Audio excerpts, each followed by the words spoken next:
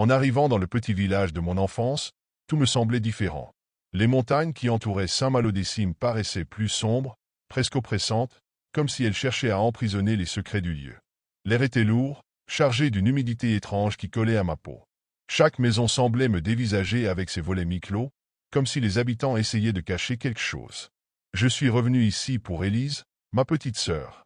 Elle a disparu il y a une semaine, sans laisser de traces. Les gendarmes n'ont rien trouvé, pas même un indice, et les habitants, ils agissent comme si rien ne s'était passé. Lorsque j'ai interrogé Madame Fournier, la voisine d'en face, elle s'est contentée de hausser les épaules. Parfois, les gens partent. C'est mieux de ne pas poser de questions. Ces mots résonnaient d'un avertissement voilé. Je n'ai jamais cru aux superstitions du village, mais il y avait une histoire que ma grand-mère me racontait quand j'étais enfant, une histoire que je n'oublierai jamais, celle du vieux puits. Elle disait qu'il était là depuis des siècles, construit par des mains oubliées, et que ceux qui osaient s'y approcher faisaient face à des choses terribles. Ne regarde jamais dans l'eau, Clara, me disait-elle avec un regard grave. Elle te regarde en retour. Hier soir, poussé par une curiosité que je ne comprenais pas, j'ai décidé d'aller voir ce puits. Il se trouvait au centre du village, à l'écart, entouré de pierres usées par le temps. En m'approchant, j'ai senti une étrange vibration dans l'air, comme un bourdonnement à peine perceptible. Je me suis arrêté devant l'ouverture béante. La lune se reflétait faiblement dans l'eau noire. Et puis, un murmure, faible, presque imperceptible. « Élise !» J'ai sursauté, mon cœur battant à tout rompre. J'ai regardé autour de moi, mais il n'y avait personne. Seulement le silence oppressant de la nuit. La nuit suivante, je n'arrivais pas à fermer l'œil. Le murmure entendu près du puits hantait mes pensées. Je savais que quelque chose clochait, que le silence des habitants n'était pas qu'un simple déni. C'était une peur ancienne, enracinée dans chaque pierre de ce maudit village. Alors, ce matin, j'ai décidé de chercher des réponses. Je suis allé dans la chambre d'Élise, espérant y trouver un indice. Sa présence semblait encore imprégner la pièce. Des vêtements abandonnés sur une chaise, des livres ouverts sur son bureau, et ce carnet à la couverture rouge posé sur son lit. En l'ouvrant, j'ai découvert des notes écrites de sa main. Des fragments de pensée, des questions et une obsession, le puits. Elle parlait d'un souhait qu'elle avait fait. Ils disent que ça marche, même si le prix est élevé. Est-ce que je peux vraiment le faire? Ces mots m'ont glacé le sang. Quel souhait avait-elle osé faire? Au fil des pages, j'ai compris. Ma mère, gravement malade depuis des mois, avait soudainement guéri. Une récupération miraculeuse, inexpliquée par les médecins. Élise croyait que c'était grâce au puits. Je n'avais pas le choix, avait-elle écrit. Je devais essayer. Je ne pouvais pas la perdre, mais elle ajoutait aussi, « Je sens qu'il me regarde, même dans mes rêves. » Je suis terrifié. Chaque mot semblait imprégné de sa peur grandissante. Ces dernières notes étaient presque illisibles, griffonnées à la hâte. Quelque chose ne va pas. Les ombres, je les vois, même dans le jour. Puis, plus rien. Le reste des pages était vierge. Je suis allé voir Sophie, la meilleure amie d'Élise, pour en savoir plus. Après une hésitation palpable, elle a avoué. Élise était différente ces derniers temps. Elle disait entendre des voix, qu'elle voyait des choses près du puits. Je lui ai dit d'arrêter d'y aller, mais elle ne m'écoutait pas. J'ai senti un frisson glacé courir le long de ma colonne vertébrale. Ce puits n'était pas qu'un lieu abandonné. Il était le cœur sombre du village, une source de quelque chose de terriblement maléfique. Et Élise avait osé y plonger son désir. Sophie avait baissé les yeux lorsque je l'avais interrogée davantage. C'était comme si le poids d'un secret immense la paralysait. Je suis sorti, frustré et avec plus de questions que de réponses. Pourtant, quelque chose m'a poussé à observer de plus près les habitants. Leur comportement m'a paru encore plus étrange. Ils évitaient mon regard, chuchotaient entre eux, et détournaient le sujet dès que je mentionnais Élise ou le puits. Plus tard dans la journée, alors que je fouillais dans les archives poussiéreuses de la vieille mairie, j'ai trouvé une collection de journaux locaux. Les dates remontaient à plusieurs décennies. En feuilletant, un motif glaçant a émergé. Tous les 10 ans, presque à la même période, une disparition était signalée. Toujours une jeune personne, toujours sans explication. La dernière disparition enregistrée remontait à 10 ans, et maintenant, c'était Élise. Au fond d'un vieux registre, j'ai découvert une annotation cryptique. Le pacte doit être respecté. Sans cela, la malédiction retombera sur nous tous. Ces mots étaient signés par un certain père Augustin, l'ancien prêtre du village.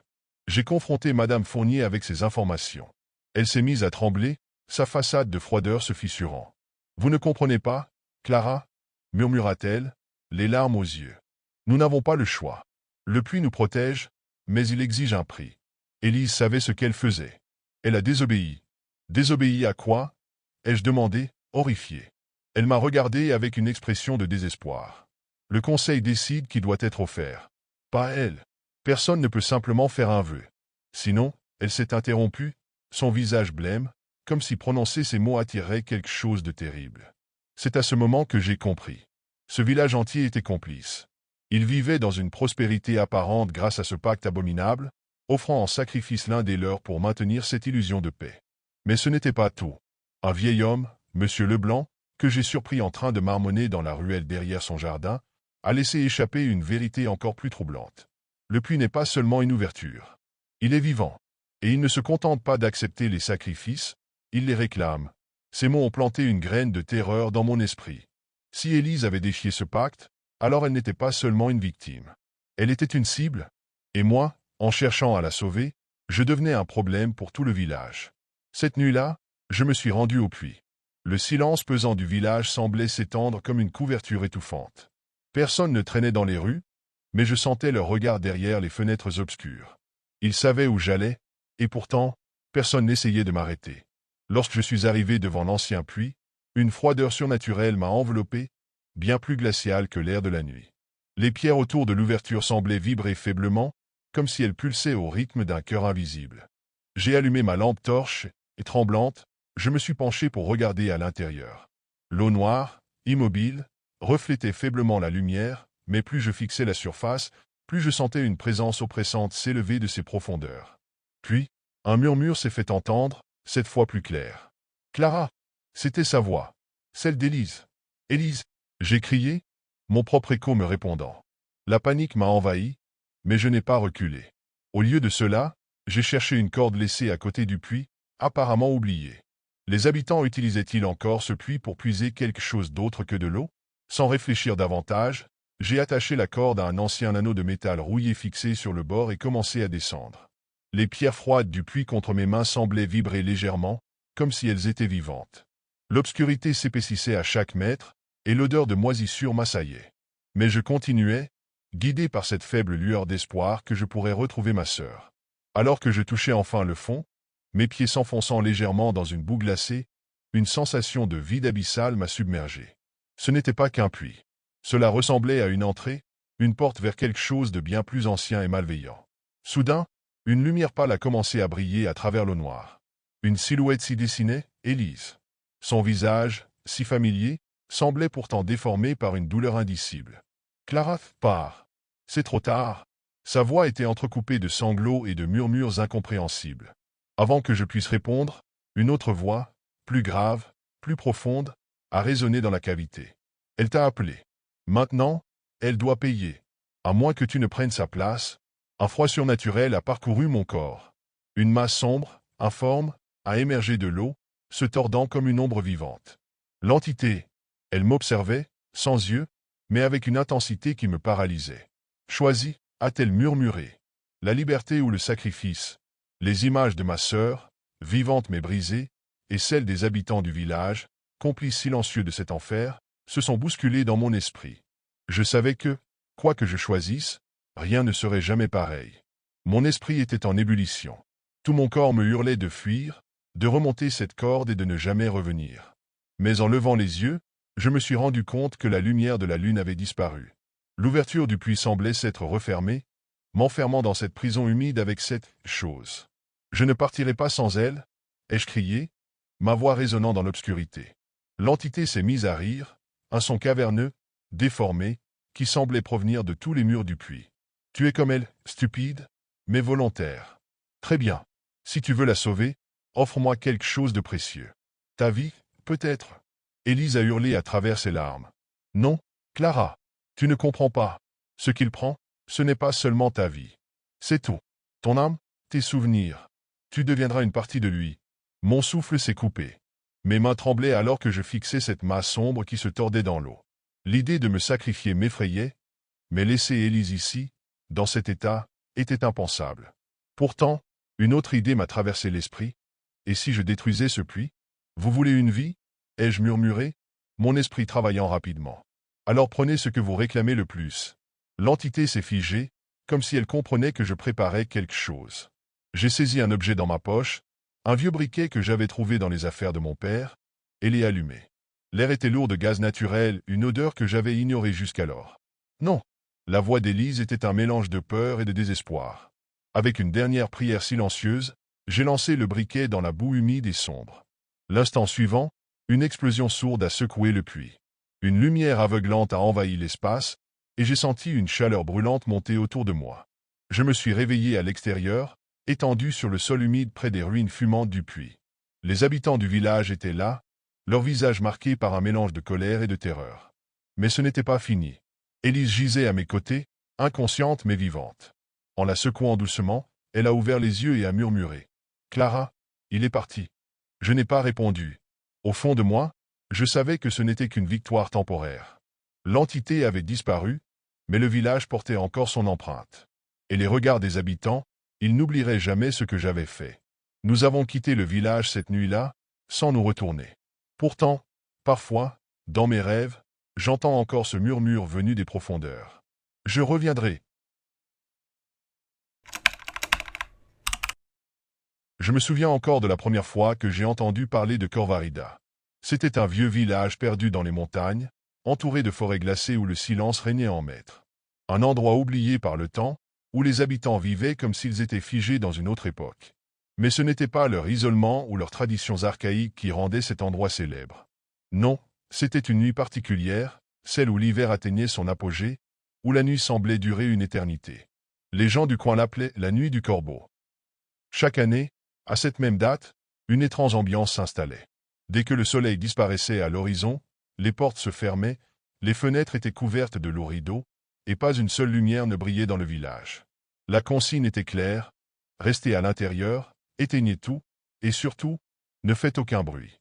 On racontait qu'un esprit, prenant la forme d'un gigantesque corbeau noir, hantait les rues de Corvarida cette nuit-là. Un esprit vengeur, assoiffé de punir quiconque osait défier ses règles. Les anciens disaient qu'il n'était pas un simple mythe.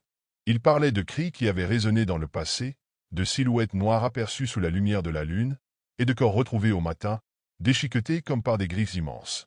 Je n'ai jamais été superstitieux, mais la manière dont les habitants parlaient de cette légende m'a glacé le sang. Il n'y avait pas de doute dans leur voix, seulement une peur résignée, comme s'ils avaient vu de leurs propres yeux ce qu'ils décrivaient. Et pourtant, en dépit de tout cela, il y avait quelque chose de fascinant dans cette histoire. Une part de moi voulait comprendre, voir si tout cela n'était qu'un conte grotesque pour effrayer les curieux, ou si, comme il le disait, le corbeau rôdait vraiment dans l'obscurité. Le lendemain, après avoir écouté les avertissements des habitants de Corvarida, nous avons décidé, un groupe de 5 amis, de rester malgré tout. On s'était moqué des superstitions locales en arrivant, rigolant de l'idée d'un esprit vengeur sous la forme d'un corbeau. C'était une occasion de plus pour tester notre courage, de voir si ces histoires ne tenaient que de l'imagination des villageois isolés. Il faisait déjà nuit lorsque nous sommes arrivés sur la place principale du village, un petit carré de terre battue entouré de maisons de pierre, toutes sombres et fermées. Pas un seul bruit, juste le vent soufflant faiblement à travers les arbres. Les rues étaient désertes, et le froid mordait l'air, rendant chaque respiration visible comme un nuage éphémère. Nous avons monté notre campement près de l'ancienne fontaine, allumant un feu pour réchauffer l'atmosphère glaciale. La lumière dansait sur les pierres, et l'odeur de bois brûlé flottait dans l'air. Au début, tout semblait normal. On rigolait, discutait, et plaisantait sur les histoires que les villageois nous avaient racontées. Mais plus les minutes passaient, plus le silence autour de nous devenait oppressant. Les fenêtres des maisons étaient toutes closes, mais une étrange sensation persistait, comme si on était observé. Ce n'était pas la peur, juste une sensation vague, désagréable, comme une ombre suspendue au-dessus de nous. L'un des gars, Marc, un sceptique invétéré, avait déjà commencé à tourner en dérision les traditions du village. C'est ridicule, regardez autour de nous. Aucun corbeau géant n'arrivera à nous dévorer cette nuit, on est en plein 21e siècle. Il s'était éloigné un peu du groupe, cherchant à explorer les environs. Nous l'avons entendu murmurer. Je vais juste aller voir s'il y a vraiment des traces d'animaux dans la neige, histoire de démontrer que tout ça n'est qu'une vieille légende. Mais dès qu'il a allumé sa lampe de poche, un vent glacial a soufflé en même temps. La lumière vacillait, hésitant, comme si quelque chose luttait pour l'éteindre. J'ai entendu un bruit, un frémissement dans l'air, comme des ailes battant dans la nuit. Marc s'est figé. Un long instant de silence. Puis il a crié, mais ce n'était pas un cri humain. C'était un cri de terreur, un cri inhumain, puis tout est devenu étrangement silencieux, comme si l'espace lui-même avait retenu son souffle. Nous avons couru vers lui, mais il avait disparu. Il n'y avait aucune trace, rien. Juste un air lourd et froid qui nous enveloppait, une sensation indescriptible de danger imminent. Les autres, terrifiés, se sont précipités à l'intérieur de la petite maison la plus proche, verrouillant la porte derrière nous. Le feu s'était éteint, et la peur avait envahi chaque recoin de nos âmes. Nous étions seuls maintenant. Et à ce moment précis, une pensée m'a traversé l'esprit avec une clarté glaciale. Et si les légendes étaient vraies? La panique s'est installée rapidement, mais nous étions trop effrayés pour vraiment réfléchir à ce qu'il venait de se passer. Mark avait disparu, et son cri, je l'entends encore dans ma tête, comme une mélodie macabre, me hantant à chaque respiration. La maison dans laquelle nous nous étions réfugiés semblait de plus en plus étrangère, comme si elle était devenue une prison invisible. Le silence, lourd et oppressant, remplissait la pièce. Aucun des autres n'osait parler, et le seul son que l'on entendait était le rythme affolé de nos respirations.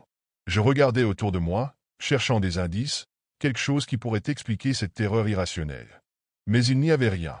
Aucune trace de Mark, aucune porte ouverte, juste un vent glacial soufflant sous la porte, comme une sorte de présence invisible. Tout à coup, une lumière vacilla à travers les rideaux, puis s'éteignit. Ce n'était pas le vent, ni la neige. C'était quelque chose de plus sinistre, comme si une force extérieure contrôlait l'électricité. Je me suis levé précipitamment. En m'approchant de la fenêtre, j'ai vu une silhouette sombre se dessiner dans l'obscurité. Quelque chose de grand, quelque chose de colossal, qui se mouvait lentement dans les rues désertes du village. Des ailes battant dans la nuit, déployées dans toute leur envergure. Un corbeau, mais pas un corbeau normal. Ce n'était pas un oiseau. C'était un monstre, une créature noire comme l'encre, dont les yeux brillaient d'une lumière rouge effrayante. J'ai reculé, le cœur battant dans ma poitrine. « C'est impossible » murmurait Sarah, l'une de mes amies, les yeux écarquillés. « Il n'a pas pu être, ce corbeau, n'est-ce pas ?»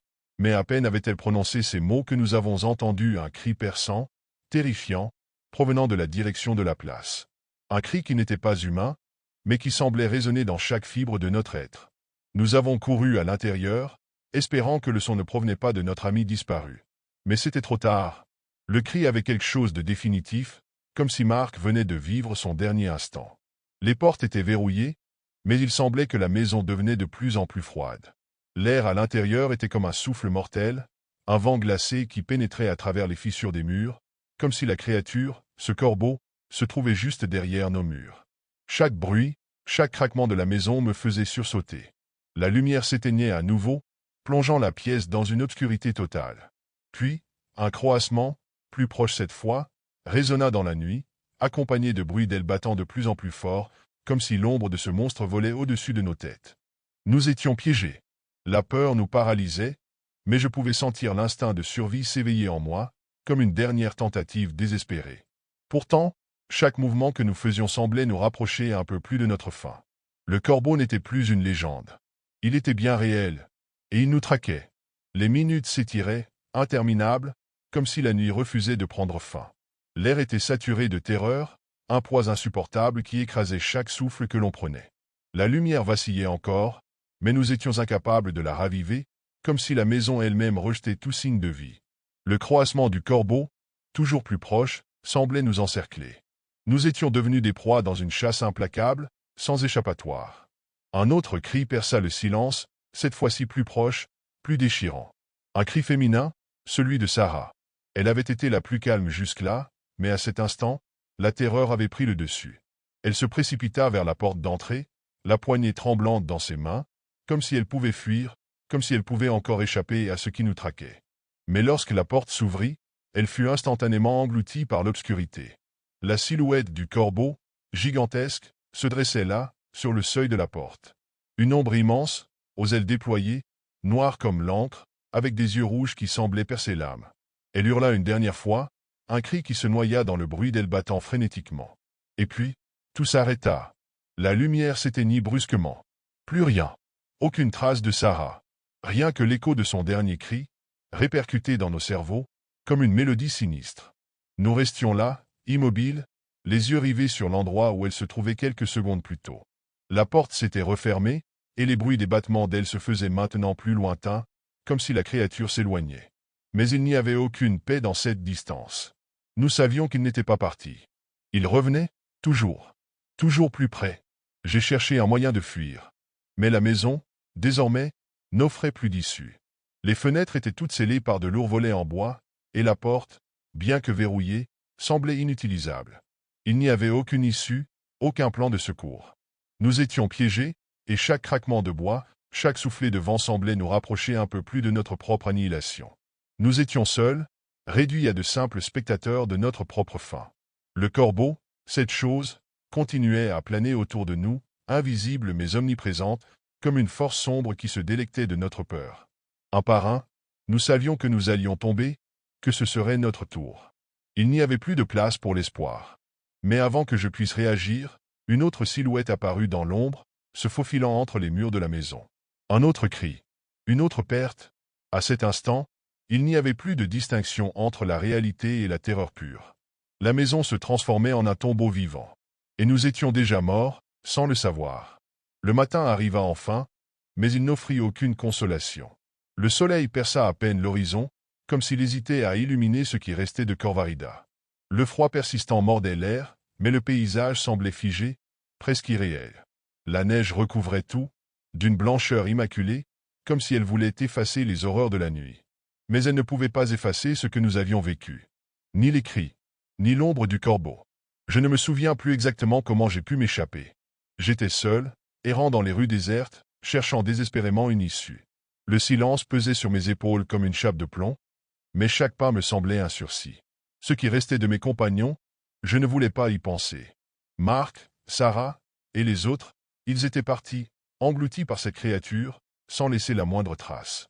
Juste des échos, des ombres fugaces, et un froid glacial qui ne disparaissait jamais. J'ai trouvé un petit groupe de villageois en train de prier dans une maison, leurs visages marqués par la résignation. Aucun d'entre eux n'a prononcé un mot en me voyant, aucun n'a cherché à me sauver. Ils étaient là, comme des spectateurs de la tragédie, attendant que tout soit fini. Mais il n'y avait rien de fini. Il n'y avait que la certitude qu'un jour, quelqu'un d'autre viendrait, et que cette nuit reviendrait encore. Le corbeau reviendrait. Je n'ai jamais osé revenir à Corvarida. Mais parfois, je rêve de cet endroit, des rues désertes, du corbeau qui vole dans l'ombre, des yeux rouges qui me fixent, même à travers les ténèbres. Et je me demande, chaque hiver, si quelqu'un osera défier la nuit la plus longue, si quelqu'un viendra de nouveau pour réveiller la bête. Mais au fond de moi, je sais que la seule chose qui peut vraiment tuer ce monstre, c'est l'oubli. Et personne, ici, ne semble vouloir oublier. Je suis né dans ce petit village reculé, perdu au milieu des montagnes et des forêts épaisses. Ici, le temps semble s'être arrêté. Les maisons, aux toits de chaume, sont bordées par des ruelles pavées, et les habitants vivent selon des traditions qui se transmettent de génération en génération. Mais ce qui domine tout, c'est la vieille chapelle. Elle est perchée sur une colline, surplombant le village comme un gardien silencieux. Sa façade de pierre est usée par les siècles, et son clocher pointe vers le ciel, défiant le vent et le temps. Pourtant, malgré sa place centrale dans notre communauté, personne n'aime s'en approcher une fois la nuit tombée. Il y a quelque chose d'étrange, presque oppressant, dans cette chapelle. On raconte qu'elle abrite un ancien secret. Au centre du clocher pend un immense carillon de bronze, un objet d'une beauté inquiétante. Ce n'est pas un simple instrument de musique. Ce que mes parents m'ont toujours dit, c'est que ce carillon ne doit jamais être touché, encore moins sonné. Si le carillon résonne, il réveillera les pêcheurs enterrés sous le village, disait-il d'un ton grave, comme s'il parlait d'un fait inévitable. Les histoires autour du carillon varient. Certains disent qu'il est maudit, qu'il a été forgé par un artisan qui aurait vendu son âme au diable. D'autres chuchotent qu'il a été utilisé lors de rituels anciens pour sceller les âmes des criminels et des hérétiques sous la terre même où nos maisons sont construites. Enfant, ces récits me terrifiaient, mais je n'y croyais qu'à moitié. Après tout, des légendes, il y en a partout, non? Pourtant, en grandissant, j'ai remarqué que même les adultes, pourtant si rationnels, évitaient d'en parler. Lorsque je posais trop de questions, ils baissaient les yeux ou changeaient de sujet. Cela ne faisait qu'amplifier le mystère. Je me suis promis qu'un jour, je découvrirais la vérité sur cette chapelle et son carillon. Mais à cette époque, je ne savais pas encore à quel point cette promesse allait changer ma vie, et celle du village tout entier. Cette nuit-là, tout a changé. Je me souviens encore du frisson qui a parcouru mon corps quand la terre a commencé à trembler. C'était subtil au début, presque comme si le sol respirait lentement sous mes pieds. Puis, en quelques secondes, le village tout entier s'est mis à vibrer. Les murs des maisons craquaient, des objets tombaient des étagères, et dans l'obscurité, on entendait des cris paniqués. Je me suis précipité dehors, comme la plupart des habitants. Les étoiles semblaient plus proches, presque menaçantes, tandis que la colline de la chapelle, illuminée par la lune, semblait danser sous les secousses. C'était comme si la terre elle-même cherchait à se libérer de quelque chose. Et puis, je l'ai entendu. Ce son, clair, profond, presque humain. Le carillon. Son écho a déchiré le silence de la nuit, résonnant dans la vallée comme un cri venu d'un autre monde. Mon cœur s'est arrêté un instant. Ce n'était pas possible. Personne ne touchait ce carillon, encore moins à cette heure. Je n'étais pas la seule à rester figée, les yeux rivés sur la chapelle. Certains murmuraient des prières, d'autres pleuraient silencieusement, comme si se sont confirmés leur pire cauchemar. Lorsque le tremblement s'est calmé, un silence pesant s'est installé. Mais quelque chose n'allait pas. L'air lui-même semblait plus lourd, chargé d'une énergie que je ne pouvais pas expliquer. Tout le monde est retourné chez soi, le visage fermé, refusant d'échanger le moindre mot sur ce qui venait de se produire. Cette nuit-là, je n'ai presque pas dormi. Chaque fois que je fermais les yeux, j'entendais encore ce son, résonnant dans ma tête. Et quand enfin, l'épuisement m'a vaincu, j'ai rêvé. Ou plutôt, j'ai fait un cauchemar. Dans mon sommeil, je voyais des silhouettes. Floues, déformées, elles marchaient lentement dans les ruelles du village. Leurs visages étaient cachés dans l'ombre, mais leurs murmures étaient clairs. Ils chantaient une sorte de litanie, des mots que je ne comprenais pas mais qui me glaçaient le sang. Quand je me suis réveillé en sursaut, j'ai cru entendre ces murmures, cette fois tout près, juste derrière ma fenêtre. Le lendemain matin, j'ai décidé de prendre les choses en main. Le village était étrangement silencieux, comme si tout le monde évitait de croiser le regard de ses voisins. Les rues, habituellement animées, étaient désertes. Même les enfants restaient à l'intérieur, et les animaux semblaient agités, nerveux. Je savais que je ne pouvais pas ignorer ce qui s'était passé. En tant que prêtresse du village, c'était à moi qu'on faisait appel pour affronter l'inconnu, pour apaiser les craintes. Mais cette fois, c'était différent. Ce carillon, ce qu'il représentait, me terrifiait autant que les autres. J'ai passé la matinée à fouiller dans les archives de ma famille, une vieille collection de manuscrits et de journaux, rangés dans un coffre poussiéreux que ma mère m'avait interdit d'ouvrir autrefois. Les pages, jaunies par le temps, étaient pleines d'histoires sur la chapelle et son carillon. Mais ce qui m'a frappé, c'est un détail que je n'avais jamais entendu auparavant. Mon sang s'est glacé en découvrant que ce carillon avait été commandé par l'un de mes ancêtres, il y a des siècles. Ce n'était pas un simple objet religieux. Selon les écrits, il avait été conçu pour sceller une sorte de pacte. Mon arrière-arrière-grand-père, un homme connu pour sa piété apparente mais aussi pour sa soif de pouvoir, avait utilisé la chapelle pour emprisonner des âmes. Pas n'importe quelles âmes, mais celles des criminels, des hérétiques, des indésirables du village. Les textes décrivaient des rituels obscurs, des prières murmurées à la lueur des chandelles, des sacrifices pour s'assurer que ces âmes ne pourraient jamais troubler les vivants. Et le carillon, il était l'instrument clé. Chaque sonnerie scellait davantage leur sort, les enchaînant à jamais sous le sol du village. Mais il y avait un avertissement. Si le carillon venait à résonner sans intention pure, les chaînes se briseraient, libérant ces âmes tourmentées. Mon cœur s'est serré en lisant ces mots. Était-ce ce qui s'était passé lors du tremblement de terre? Avions-nous réveillé quelque chose qui aurait dû rester endormi? Je savais que je devais en savoir plus. Mais une partie de moi hésitait. Ces secrets faisaient partie de ma famille, de mon héritage. En les dévoilant, je risquais de révéler des vérités que je n'étais pas sûr de pouvoir supporter. Pourtant, je n'avais pas le choix. Les habitants comptaient sur moi, et une étrange énergie continuait de flotter sur le village, s'épaississant à chaque heure. Je devais aller à la chapelle. Et cette fois, je savais que je n'en sortirais pas indemne. Cette nuit-là, armé d'une lampe à huile et de tout mon courage, je suis monté à la chapelle. L'air était glacial, et chaque pas semblait résonner dans le silence comme un avertissement. Le village entier semblait retenir son souffle, comme s'il savait que quelque chose de terrible était sur le point de se produire. La porte de la chapelle était entrebâillée, ce qui n'était pas normal. Personne n'y était entré depuis des années, à part moi pour des rituels occasionnels. En poussant la porte, un grincement sinistre a brisé le silence, et une odeur de poussière et d'humidité m'a assailli. À l'intérieur, tout semblait intact, mais il y avait une tension dans l'air, comme une présence invisible qui m'observait. Le carillon, suspendu dans le clocher au-dessus de moi, brillait faiblement dans la pénombre. Pourtant, quelque chose n'allait pas. J'ai commencé à réciter une prière, espérant apaiser l'atmosphère, mais à mesure que les mots sortaient de ma bouche, je sentais une opposition, comme si une force invisible étouffait ma voix. Et puis, je les ai vus. Les esprits. Ils n'étaient pas comme dans mes cauchemars. Leur silhouette était floue, mouvante, mais leur visage était gravé d'une souffrance indescriptible. Ils se tenaient autour de la chapelle, immobiles, me fixant avec des yeux vides mais accusateurs. L'un d'eux s'est avancé, et une voix rauque a résonné dans ma tête. Ce n'était pas une voix humaine, mais un mélange de plaintes, de hurlements et de murmures. Pourquoi nous as-tu abandonnés? Mon cœur battait à tout rompre. Ces âmes, emprisonnées ici depuis des siècles, étaient conscientes, tourmentées par des rituels que ma propre famille avait orchestrés. J'étais leur ennemi, leur geôlière par héritage. Je voulais fuir, mais mes jambes refusaient de bouger. À cet instant, le carillon a de nouveau résonné, cette fois d'une manière lente et délibérée. Chaque note semblait vibrer dans mes os, et les esprits, autrefois immobiles, ont commencé à se rapprocher.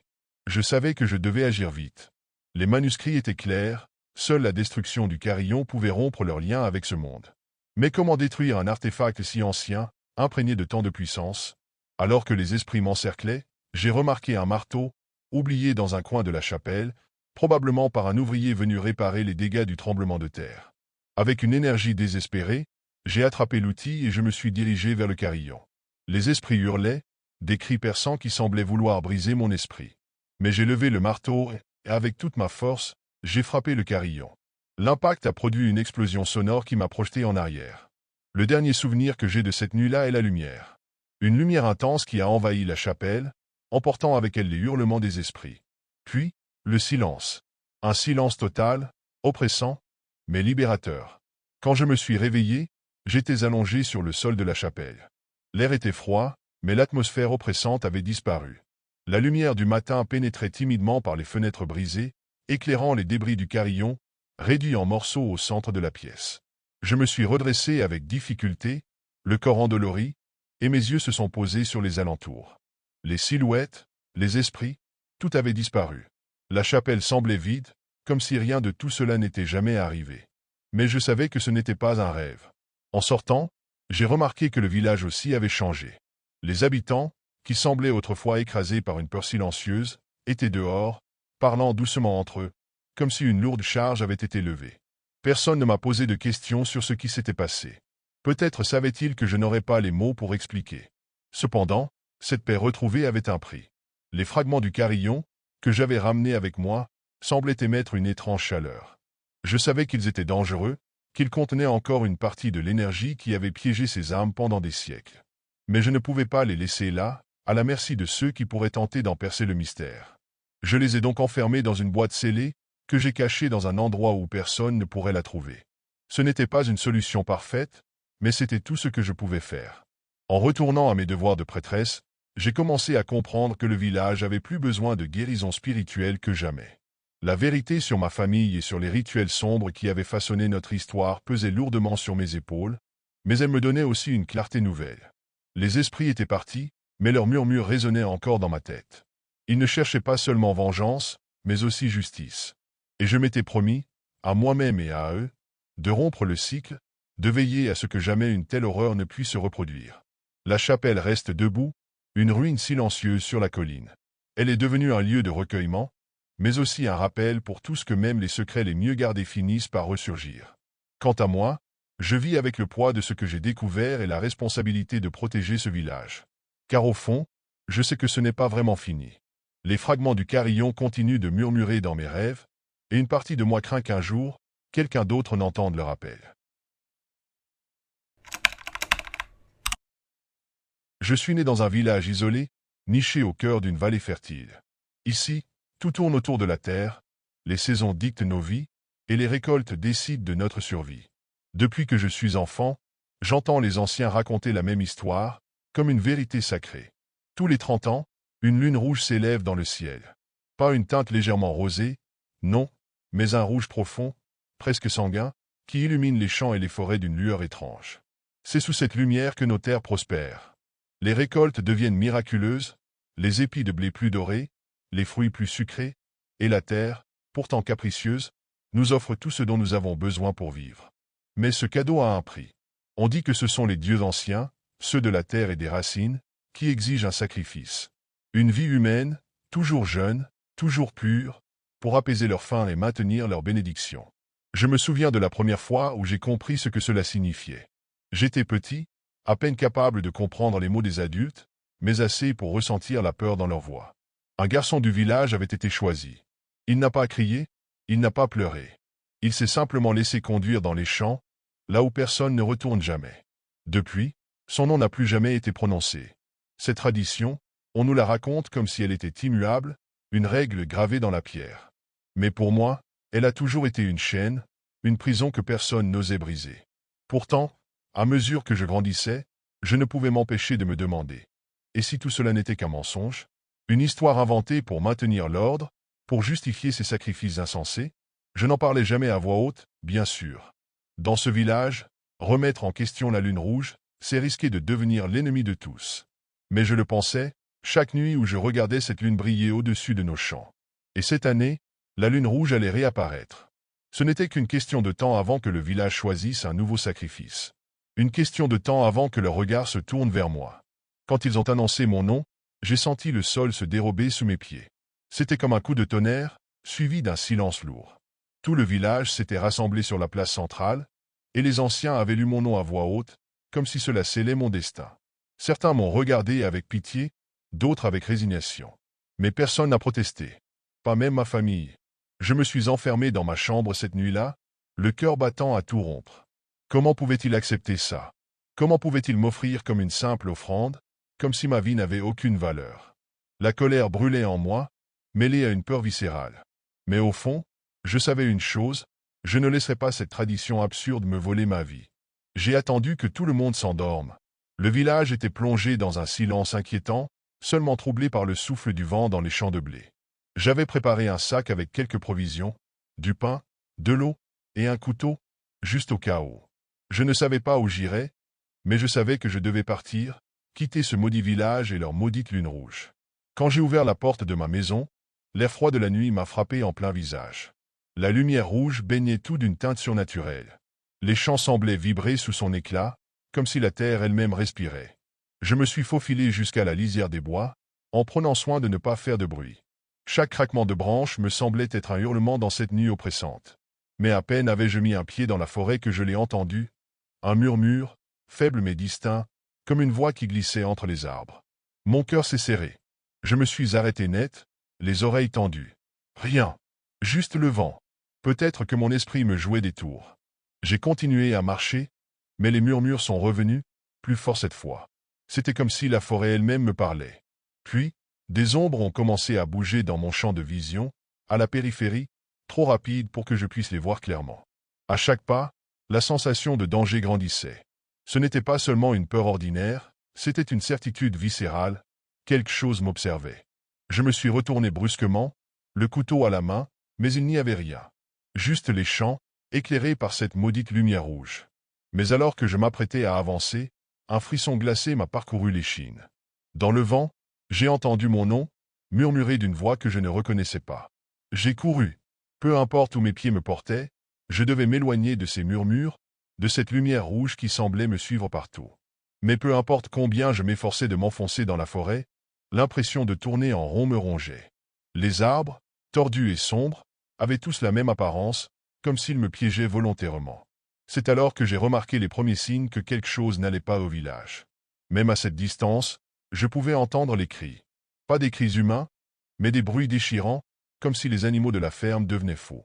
Les vaches meuglaient avec une intensité anormale, les chiens hurlaient à la mort, et même les oiseaux semblaient paniquer, s'envolant en nuées désorganisées. Puis, il y a eu cette odeur. Une puanteur âcre, de terre pourrie, qui semblait s'échapper du sol lui-même. L'air, autrefois frais, était devenu lourd et oppressant. À chaque inspiration, j'avais l'impression d'aspirer de la cendre. Alors que je tentais de comprendre ce qui se passait, j'ai vu quelque chose bouger dans les champs en contrebas, près du village. Les tiges de blé oscillaient violemment, comme si une bête massive rampait sous la surface. Le sol se déformait, ondulait, vivant. Une fissure s'ouvrit soudain, engloutissant une partie du champ dans un grondement sourd. La terre elle-même semblait en colère. Mais ce n'était pas tout. Les murmures avaient suivi.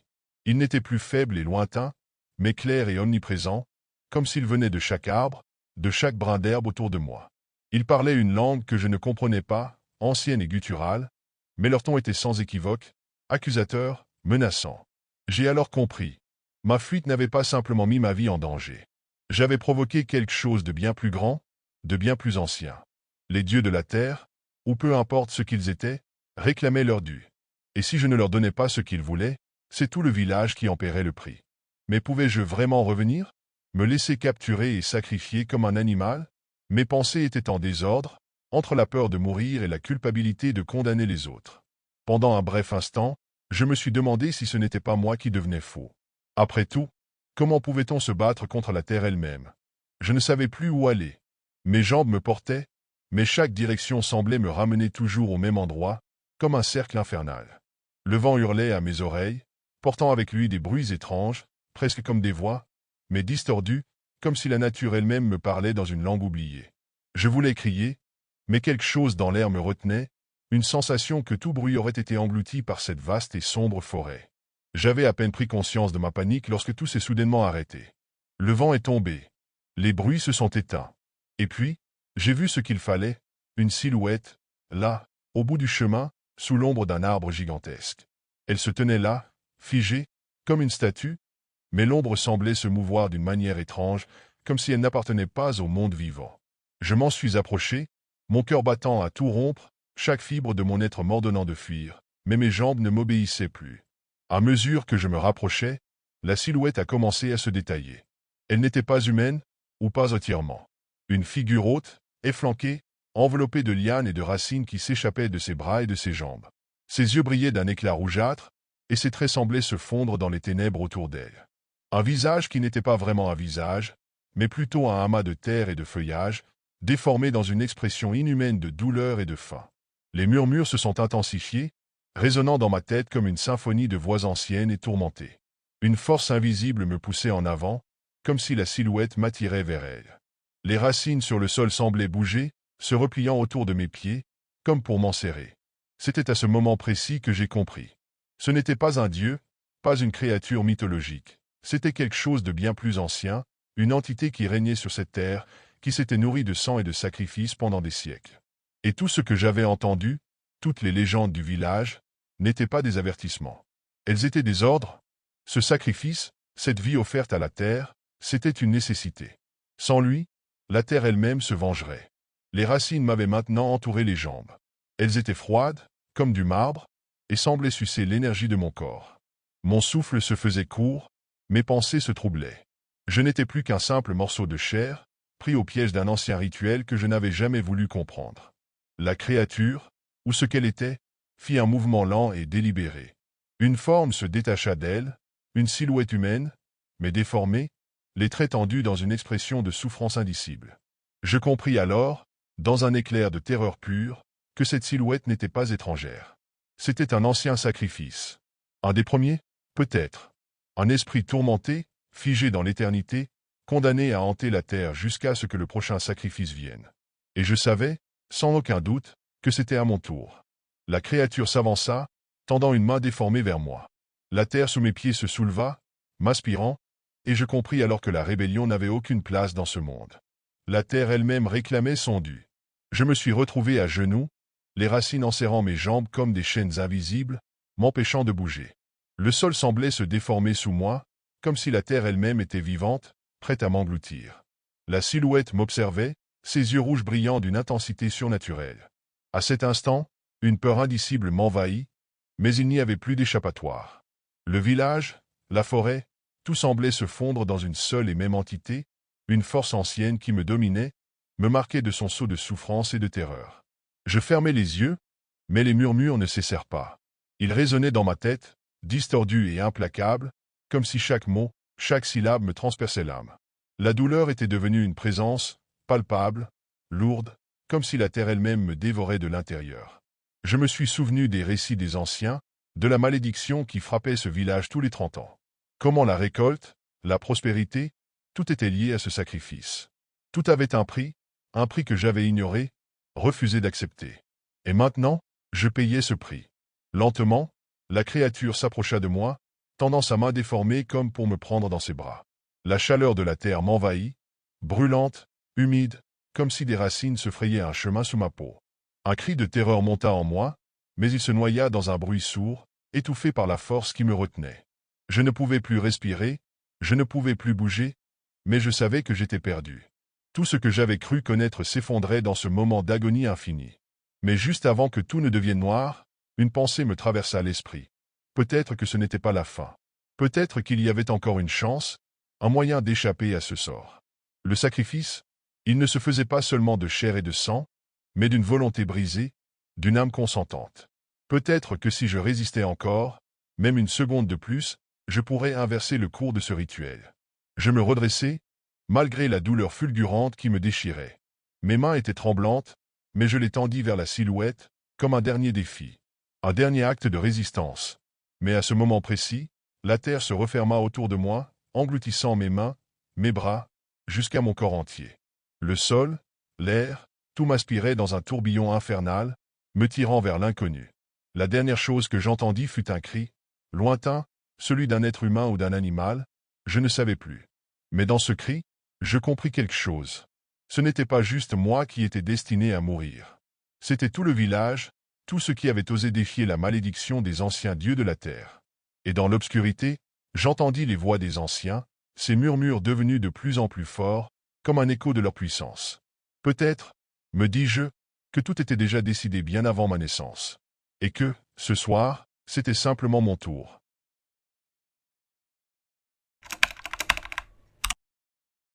Près de notre petit village d'Eaga Branca, il y a un endroit que tout le monde évite, surtout une fois la nuit tombée, le marais. Pendant des générations, les anciens nous ont raconté des histoires sur ce lieu maudit, sur les sifflements et les murmures qu'on peut entendre lorsque tout devient silencieux. Ils disent que ce sont les âmes des morts, des victimes d'un massacre si ancien que même les archives du village n'en parlent plus. Mais les murmures, eux, n'ont jamais cessé. J'ai grandi en écoutant ces récits. On disait qu'un groupe d'indigènes, jadis en guerre avec les premiers colons, avait été traqué et massacré là-bas. Le chef de leur tribu, capturé et mourant, aurait prononcé des paroles maudites, liant son esprit et celui de son peuple au marais pour l'éternité. Personne ne sait ce qu'il a dit exactement, mais une chose est sûre, plus personne n'a osé s'approcher du marais depuis. Je me souviens de mes premières nuits où j'ai entendu ces murmures. C'étaient toujours les mêmes sons, des voix indistinctes, comme des soupirs qui flottaient dans l'air humide. Mon père disait que c'était le vent, mais ma grand-mère, elle, baissait toujours la voix pour nous prévenir. Ce n'est pas le vent, ce sont eux. Et si tu écoutes trop longtemps, ils t'attireront là-bas. Même le jour, le marais avait quelque chose d'étrange. Le soleil semblait éviter cette région. Les arbres formaient une sorte de mur sombre, leurs branches noueuses s'entrelaçant comme si elles voulaient enfermer quelque chose. Et ce silence, pas un oiseau, pas un cri d'insecte. Rien. Juste un vide sonore qui semblait peser sur la poitrine, comme si l'endroit retenait son souffle. Le village entier vivait sous l'ombre du marais. Les champs étaient cultivés loin de ses limites, et personne ne voulait acheter les terres qui touchaient ses abords. Elles sont mortes, comme tout ce qui s'approche trop près, disaient certains. Mais ce n'est qu'en grandissant que j'ai compris pourquoi. Le marais, c'était plus qu'un lieu. C'était une présence, un poids constant, quelque chose qui semblait observer, attendre. C'était un après-midi d'été, chaud et étouffant, quand tout a commencé. Les enfants du village jouaient près de la place principale, leur rire résonnant dans l'air immobile. Parmi eux, il y avait Anna, Joao, Lucas et Béatrice, âgés de 8 à 10 ans. Ils étaient inséparables, toujours en quête d'une nouvelle aventure, et ce jour-là, leur curiosité les a menés vers le marais. Je me souviens d'avoir aperçu Anna, la plus intrépide du groupe, chuchoter quelque chose aux autres. Ils se sont regardés, ont éclaté de rire, puis ont commencé à courir en direction des bois. Personne ne les a arrêtés, pensant qu'ils allaient simplement chercher des murs ou jouer à cache-cache. Mais quand la nuit est tombée, aucun d'eux n'était revenu. C'est Maria, une voisine qui vivait près des limites du village, qui a signalé la première chose étrange. Elle nous a dit qu'elle avait entendu leur rire en début de soirée, mais que soudain tout s'était arrêté.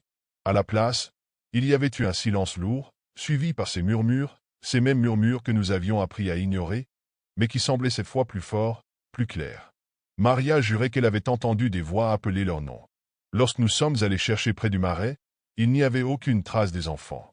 Juste des empreintes de pas dans la boue qui disparaissaient à quelques mètres des arbres. Et puis, il y avait ces objets, des petits bonhommes fabriqués à la main, faits de branches et de boue, plantés dans le sol autour de la lisière. Il y en avait 4, chacun portant une étrange gravure sur le visage, comme si quelqu'un ou quelque chose les avait laissés là pour nous. Les murmures étaient plus forts cette nuit-là, presque impossible à ignorer.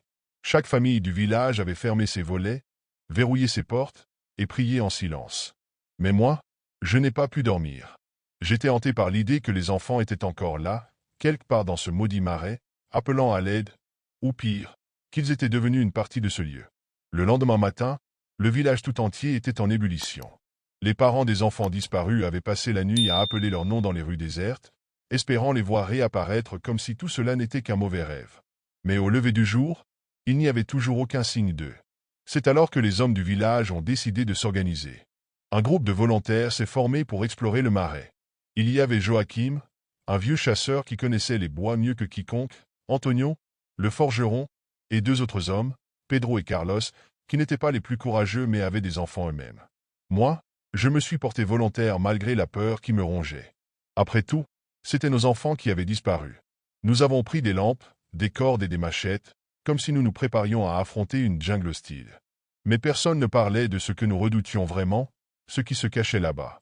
Avant de partir, Maria nous a tendu une croix en bois qu'elle avait bénie avec de l'eau sacrée. « Vous en aurez besoin » a-t-elle murmuré en faisant le signe de croix. En entrant dans le marais, le monde semblait changer. La lumière du soleil, déjà faible, disparaissait presque complètement sous l'épaisse canopée des arbres. L'air était lourd, presque irrespirable, et chaque pas dans la boue semblait nous tirer un peu plus vers le bas. Mais le pire, c'était le silence. Pas un oiseau, pas un souffle de vent. Juste nos respirations et le bruit mouillé de nos bottes dans la boue. Puis, les murmures ont commencé. Faibles au début, ils ressemblaient à un écho lointain, mais plus nous avancions, plus ils devenaient clairs. C'étaient des voix humaines, ou quelque chose qui essayait de l'être. Elles chuchotaient nos noms, chacune dans une intonation différente. Joachim s'est arrêté net lorsqu'il a entendu une voix qui ressemblait à celle de sa défunte femme. « Tu l'as laissé mourir seule » murmurait-elle. Antonio, à côté de moi, s'est figé. Ses mains tremblaient, et je l'ai vu murmurer une prière. Ce sont des illusions, ai-je dit, plus pour me rassurer que pour les autres. Mais quelque chose dans l'air, c'était comme si ces voix n'étaient pas seulement dans nos têtes. Soudain, Pedro a crié. Nous nous sommes retournés et il n'était plus là. À l'endroit où il se trouvait quelques secondes auparavant, il n'y avait que ses bottes, enfoncées profondément dans la boue, et un silence encore plus oppressant. Personne n'osait bouger. Je pouvais voir la terreur dans les yeux de Joachim et d'Antonio. Pourtant, nous savions que nous ne pouvions pas reculer. Les enfants étaient quelque part là-dedans. Et, peut-être, Pedro aussi. Nous avons continué, mais une chose était claire, ce marais n'était pas qu'un simple endroit. Il était vivant, et il ne voulait pas que nous partions. Alors que nous avancions plus profondément dans le marais, le sentiment de malaise s'intensifiait. L'air semblait devenir plus lourd, comme si chaque inspiration exigeait un effort. Les murmures s'amplifiaient, mais ce n'étaient plus seulement des voix indistinctes. Elles prononçaient des mots, des phrases, parfois même des rires étouffés. Pire encore, elles parlaient à chacun de nous, dans des tons familiers, avec des mots que nous ne pouvions pas ignorer. Joachim, qui marchait devant, s'arrêta brusquement. « Non, ce n'est pas possible » murmura-t-il en regardant fixement quelque chose devant lui. Nous avons suivi son regard et vu ce qu'il voyait, une silhouette au loin, floue mais indéniable. C'était une femme, avec des cheveux longs et un visage pâle, presque translucide. Quand elle s'est tournée vers nous, Joachim a lâché un cri étranglé. « Maria » balbutia-t-il. C'était le nom de sa femme morte. Elle tendait la main vers lui, ses lèvres bougeant doucement comme si elle chuchotait quelque chose. Joachim lâcha sa lampe et s'avança vers elle, les yeux remplis d'un mélange de terreur et d'espoir. Nous avons essayé de le retenir, mais il nous a repoussés violemment. « Elle m'appelle. Je dois y aller. » Avant que nous puissions réagir, il avait disparu dans la brume, avalé par le marais. Nous l'avons appelé, crié son nom, mais seule une froideur oppressante nous a répondu. Antonio, de son côté, commença à murmurer des prières. Son visage était livide. « Ils savent, » disait-il en tremblant. « Ils savent ce que j'ai fait. » C'est à ce moment-là que je l'ai vu tomber à genoux, comme frappé par une force invisible. Devant lui, une silhouette s'était formée à partir de la boue. C'était un homme plus jeune, avec des vêtements sales et un regard vide, mais son visage était reconnaissable. C'était le frère d'Antonio, mort dans un accident de chasse il y a des années. « Tu m'as laissé mourir » dit la silhouette avec une voix creuse, déformée. Antonio pleurait, secoué de spasmes, suppliant. Je ne voulais pas. Ce n'était pas ma faute. Mais la silhouette avançait lentement vers lui, et nous ne pouvions rien faire. Je me suis tourné vers Carlos, mais il n'était plus là. J'étais seul. Puis, ce fut mon tour. Une voix douce, presque chantante, résonna derrière moi. C'était ma mère. Non, ce n'était pas elle. Elle était morte depuis des années. Mais cette voix, elle était identique. Tu m'as oublié, disait-elle. Tu n'es jamais revenu. Pourquoi m'as-tu laissé là-bas? Je savais que ce n'était pas réel. Je savais que c'était le marais qui jouait avec moi, mais la culpabilité était insupportable. Je pouvais presque sentir sa main se poser sur mon épaule. Mon souffle se coupait, et les murmures autour de moi devenaient des rires. C'était comme si le marais lui-même nous jugeait, exposant nos secrets les plus sombres, nos regrets les plus profonds, et les matérialisant pour nous briser. Chaque pas que je faisais semblait me tirer un peu plus profondément dans la boue, non seulement celle sous mes pieds, mais celle de mon esprit. Et plus je résistais, plus je sentais que quelque chose d'invisible me traînait vers les ténèbres. Le marais semblait vivant autour de moi, une entité consciente qui se refermait lentement sur ses proies. La boue devenait plus dense, les murmures plus persistants, comme si le lieu entier voulait me forcer à céder. Mais alors que je luttais pour garder ma lucidité, un son perça le chaos. Des rires d'enfants, doux et légers, venant de quelque part devant moi. Je me suis forcé à avancer, trébuchant à chaque pas. Les rires guidaient mes mouvements, mais ils avaient quelque chose d'étrange, comme s'ils n'étaient pas tout à fait humains. Enfin, je les ai vus. Anna, Joao, Lucas et Béatrice étaient là, debout dans une clairière, entourés de brouillard. Ils se tenaient par la main, leur visage tourné vers moi. « Vous êtes là !» ai-je crié, un mélange de soulagement et d'horreur. Mais ils ne bougeaient pas. Quand je me suis approché, j'ai vu leur visage de plus près, et mon soulagement s'est transformé en terreur. Leurs yeux étaient vides, opaques, comme recouverts d'une fine couche de boue. Leurs visages étaient figés dans des sourires qui n'étaient pas les leurs. « Vous êtes venu trop tard, » dit Anna, sa voix calme et creuse, résonnant étrangement dans le silence. Les autres enfants répétèrent en écho, « Trop tard. Trop tard. » C'est alors que le sol sous mes pieds a commencé à trembler. Les arbres autour de moi semblaient se pencher, leurs branches se refermant comme des griffes. Et le marais, il murmurait à l'unisson, une sorte de chant guttural et terrifiant. Les enfants se sont mis à marcher lentement vers moi. « Restez avec nous, » dit Lucas, tendant sa petite main. « Le marais veut que nous soyons ensemble. » J'ai reculé, mais derrière moi, j'ai senti une pression froide, comme des mains invisibles qui m'agrippaient. Tout autour, des silhouettes sortaient de la boue, des formes humaines distordues, leurs visages figés dans des expressions de souffrance. Joachim, Antonio, Pedro, ils étaient là, ou ce qu'il en restait. Leurs yeux morts semblaient me supplier, mais leur corps s'avançait vers moi comme guidé par une volonté étrangère. Le marais ne voulait pas seulement les enfants. Il voulait nous tous. Dans un dernier élan de désespoir, j'ai couru. J'ai fermé les yeux, bousculé des branches, trébuché sur des racines, jusqu'à ce que je sente enfin l'air s'éclaircir et que le sol sous mes pieds redevienne ferme. Je m'étais échappé, ou du moins je le croyais. Quand je suis revenu au village, je n'étais plus le même. Les habitants me regardaient comme si j'étais un mort-vivant, mais personne n'a osé poser de questions. La nuit suivante, les murmures du marais étaient plus forts que jamais, résonnant jusque dans les maisons. Et maintenant, chaque fois que je ferme les yeux, je les vois. Les enfants, Joachim, Antonio, tous ceux que le marais a pris. Et parfois, j'entends leur voix, douce mais implacable, qui murmure à mon oreille. « Tu es toujours à nous ?» Dans le calme oppressant de notre petit village de Pedrafria, une étrange atmosphère règne depuis quelques jours. On dit que les anciens avaient une expression. Quand la tempête hurle, la Séphira écoute. Je n'y avais jamais prêté attention. Jusqu'à cette nuit, la pluie battante tambourinait sur les toits de chaume, et les vents furieux semblaient vouloir arracher les murs de nos maisons.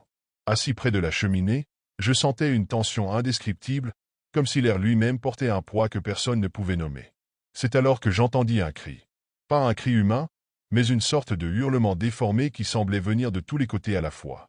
Je me suis levé d'un bond, mon cœur battant comme jamais. En sortant sur le pas de la porte, la pluie glaciale s'est abattue sur mon visage, et une étrange lueur rougeâtre semblait émaner de la place centrale. Intrigué et terrifié, j'ai avancé prudemment dans la rue déserte, mes bottes s'enfonçant dans la boue. Quand j'arrivai sur la place, je m'arrêtai net. Là, au milieu des pavés glissants, se tenait un objet que je ne pouvais ignorer, une masque. Pas n'importe quel masque, non. Celui-ci était fait d'un métal sombre, presque noir, avec des gravures complexes qui semblaient bouger à la lueur des éclairs. Il dégageait une aura sinistre, presque vivante. Je n'étais pas seul. Peu à peu, les villageois sortirent de leur maison, attirés comme moi par cette vision. Aucun de nous n'osait s'approcher. Chacun échangeait des regards emplis d'effroi, mais personne ne prononçait un mot. Puis, une voix s'éleva, basse et tremblante. La légende, elle est vraie. À cet instant, une détonation de tonnerre éclata au-dessus de nos têtes, et la lumière des éclairs sembla plonger directement sur le masque. Je reculai d'un pas, mon souffle s'arrêtant dans ma gorge. Je ne savais pas encore que cette nuit marquerait le début de notre descente dans l'horreur. Cette nuit-là, personne ne dormit. Les portes furent verrouillées, les fenêtres barricadées, mais aucune barrière de bois ou de pierre ne semblait assez solide pour contenir la peur qui dévorait le village. Je restai assis près de la cheminée, le regard fixé sur les flammes qui vacillaient au rythme de mes pensées tourmentées. C'est vers minuit que je l'entendis. D'abord un bruissement, comme des pas légers glissant sur les pavés mouillés. Puis un grincement, long et sinistre, qui semblait venir de la rue principale. Rassemblant tout mon courage, je jetai un coup d'œil par une fente dans les volets. Et je la vis. Elle se tenait au milieu de la place, immobile sous la pluie battante. Drapée dans une cape noire qui ondulait comme si elle avait sa propre vie, son visage était masqué. Le masque, ce même objet que nous avions trouvé quelques heures plus tôt, maintenant porté par une silhouette qui semblait faite d'ombre et de mort. Un frisson glacial parcourut mon échine lorsque sa tête se tourna lentement vers ma maison. Je me reculai précipitamment, mon souffle court. Mais il était déjà trop tard. La voix, grave et résonnante, emplit l'air, comme si elle venait de partout à la fois. Le pacte doit être respecté. Choisissez. L'un d'entre vous, ou tous. Les mots semblaient flotter, imprégnant chaque recoin de ma maison. Je fermai les yeux, priant pour que ce soit un cauchemar. Mais lorsque je les rouvris, le silence s'était abattu. Trop silencieux. Même la pluie s'était arrêtée. Le matin arriva, mais il n'apporta aucun réconfort. La place était déserte, mais le masque avait disparu. Les habitants, blêmes et épuisés, se rassemblèrent dans l'église, chuchotant et se disputant pour comprendre ce qui s'était passé. Mais au fond de moi, je savais qu'elle reviendrait. Ce n'était que le début. Le jour ne fit qu'amplifier notre terreur. Les visages familiers des habitants de Pedrafria étaient déformés par la peur, et des regards méfiants s'échangeaient dans l'église, où nous nous étions tous rassemblés. La voix de la nuit résonnait encore dans mon esprit. Choisissez. L'un d'entre vous, ou tous. Il fallut peu de temps pour que la tension éclate. Ce doit être un de nous, cracha Donna Clara, une vieille femme connue pour ses superstitions. Si nous ne choisissons pas, elle prendra nos vies à tous. Les murmures s'amplifièrent, et bientôt, les accusations fusèrent. C'est toi, Matteo, cria un homme à l'arrière. Toujours à traîner près de la forêt, tu dois être maudit. Et toi, Elias, répondit Matteo avec une colère contenue. Tu voles dans nos greniers depuis des années. Pourquoi la Séphira ne te prendrait-elle pas? Les mots se transformèrent rapidement en insultes, puis en coups. Le chaos se propagea dans l'église comme un incendie incontrôlable. Moi, je restai en retrait, observant ce spectacle d'autodestruction avec un mélange de stupeur et d'effroi. C'est alors qu'un cri perça l'air, glaçant tout le monde sur place. Nous nous précipitâmes dehors, suivant le son jusqu'à une maison à l'écart du village. Là, étendu dans une flaque de sang, se trouvait le corps sans vie d'un jeune garçon, Thomas. Il était l'un des plus pauvres du village, un orphelin que personne ne défendait. Son visage portait une expression de terreur absolue, et ses mains étaient crispées comme s'il avait tenté de repousser quelque chose. Sur son front, une marque noire en forme de spirale semblait brûler dans sa peau, une marque que personne n'avait jamais vue auparavant. « C'est elle » murmura quelqu'un. « Elle l'a tué parce que nous n'avons pas choisi. » Le silence se fit, mais il n'était pas apaisant. Il était lourd, presque tangible, chargé de la réalisation que nous étions pris au piège. Ce meurtre ne serait pas le dernier, et nous le savions tous. Cette nuit-là, les alliances commencèrent à se briser. Des voix basses complotaient dans l'ombre, des promesses chuchotées pour échanger des noms. Personne ne dormait, chacun surveillait l'autre. Et moi, dans ce tumulte, je ne pouvais m'empêcher de penser. Et si c'était moi le prochain? Le lendemain matin, le village semblait encore plus étrange, comme si le vent avait emporté toute sa vie, ne laissant que des corps vides errant dans ces rues. Le corps de Thomas était toujours là, recouvert d'un drap sale, mais la marque sur son front ne disparaissait pas. Elle semblait presque s'animer, pulser, comme si la malédiction elle-même respirait à travers sa peau. Je n'arrivais pas à me défaire de l'image de cette marque, qui m'envahissait comme une ombre. Ce détail, il devait signifier quelque chose, j'en étais certain. Si nous voulions comprendre ce qui se passait, Nous devions connaître l'origine de cette malédiction, la véritable nature de la Séphira. Je décidai d'agir seul, convaincu que si quelqu'un dans ce village détenait des réponses, c'étaient les anciens. Ces vieux, qui murmuraient entre eux des récits de l'époque où le village n'était qu'un petit groupement de fermiers et de mineurs. Je me rendis chez Don Manuel, le plus vieux d'entre eux, celui qui avait toujours des histoires à raconter, mais des histoires que personne n'osait vraiment écouter. Il m'accueillit dans sa maison sombre, les rideaux tirés, l'air lourd d'un parfum de vieille fumée et de bois pourri. Il me fixa longuement, ses yeux perçants comme s'il voyait à travers moi. « Tu veux savoir pourquoi la Séphira tue, n'est-ce pas » dit-il finalement, d'une voix rauque. Je hochai la tête, mes mains moites, mon esprit en ébullition. Tout a commencé il y a des siècles, lorsque les premiers habitants se sont installés ici. Ils ont fait un pacte avec une entité sombre, croyant qu'en échange de leur prospérité, ils devraient lui offrir un tribut en temps de crise. Cette entité est devenue la Séphira, une ombre masquée, qui revient toujours lorsque le village est au bord de la ruine. Ce n'est pas un simple démon, Pedro. C'est une incarnation de notre propre culpabilité. Il marqua une pause, me scrutant avec une intensité inquiétante. Tu vois, le véritable prix de la prospérité est bien plus terrible que tu ne peux imaginer. Les malheurs du passé sont enchaînés à cette terre, à ces maisons, à chacun de nous. La Séphira ne tue pas pour le plaisir, elle tue pour purifier, pour expier des péchés que nous avons commis, et qui continuent de hanter ce village depuis des générations. Je sentis un froid glacial me saisir. Tout cela avait du sens. La Séphira ne venait pas simplement pour prendre un sacrifice, elle venait pour récolter ce qui avait été semé.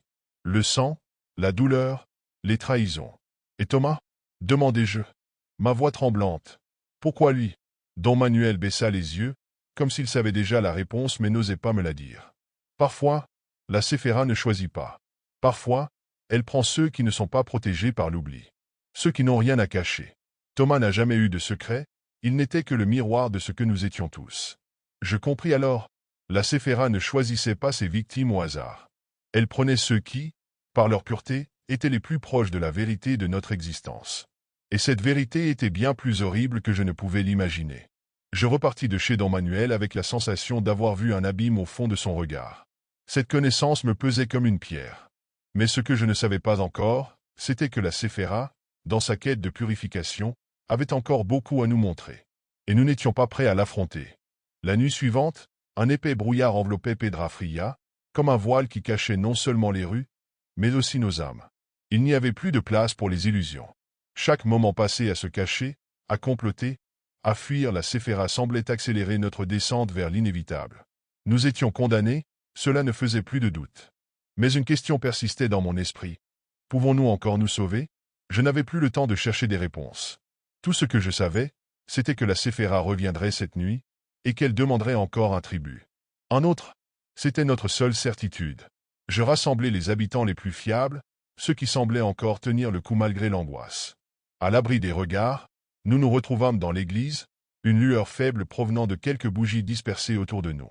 Les regards étaient vides, mais aussi pleins d'une résignation presque palpable. Si l'un d'entre nous doit mourir, il est temps de le choisir, dit Elias, les mains tremblantes, mais la voix ferme. Je pris une grande inspiration, sentant le poids de chaque seconde qui passait. Je savais que l'horreur n'avait pas encore atteint son sommet. Il n'y a plus de choix à faire, répondis-je, la voix basse. La Séphira ne vient pas pour nous punir d'un seul meurtre. Elle vient parce que nous avons tous péché. Nous l'avons fait en nous trahissant les uns les autres, en nourrissant la peur et le doute. Nous avons brisé ce village bien avant qu'elle ne montre son visage. Les murmures commencèrent à se faire entendre autour de moi. Les gens se tournaient les uns vers les autres, le poids de mes mots les frappant en plein cœur. Ils savaient, au fond d'eux, qu'il était trop tard pour penser à la survie personnelle. Il fallait choisir un autre chemin. Je me levai alors, me dirigeant vers la porte. « Je vais me sacrifier, » dis-je, d'une voix plus forte. Les murmures cessèrent aussitôt.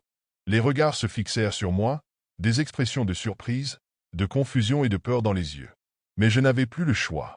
Si la Séphira venait pour la purification, alors c'était ma propre purification qui devait commencer. Je sortis dans la rue, le vent fouettant mon visage, la pluie battant sans relâche. Au bout de la rue, je vis la silhouette familière, drapée dans l'ombre, son masque brillait sous les éclairs. La Séphira. Elle s'avança lentement, comme si le temps s'étirait autour d'elle. Sa présence était une suffocation, une brume noire qui envahissait tout, l'air, les pensées. Je ne pouvais plus respirer. Elle se tenait devant moi, sans bouger, sans émettre le moindre son. Puis, doucement, sa main tendue se posa sur ma poitrine. Une chaleur étrange s'empara de moi, une chaleur que je n'avais jamais ressentie. La Séphira ne dit rien. Elle n'avait pas besoin de mots. Son regard, caché derrière ce masque, exprimait tout ce qui devait être dit. Je savais que ma mort serait la fin de la malédiction. Mais à quel prix? Avant que je puisse faire un dernier mouvement, je sentis un éclat dans ma poitrine, comme un coup de couteau, mais rien de physique. La chaleur, l'obscurité, et cette certitude que tout était fini. Le masque se brisa. Un cri, non pas humain, mais ancestral, déchira l'air.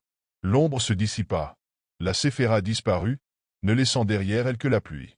La malédiction semblait s'éteindre avec elle, mais je savais que le sacrifice n'avait pas effacé notre passé. Il l'avait juste effleuré. Je tombai à genoux, mais avant de perdre conscience, une pensée traversa mon esprit. Peut-être que ce n'était pas la fin. Peut-être que, comme la Séphira, nous reviendrions un jour, sous une autre forme, pour réclamer notre dernier tribut.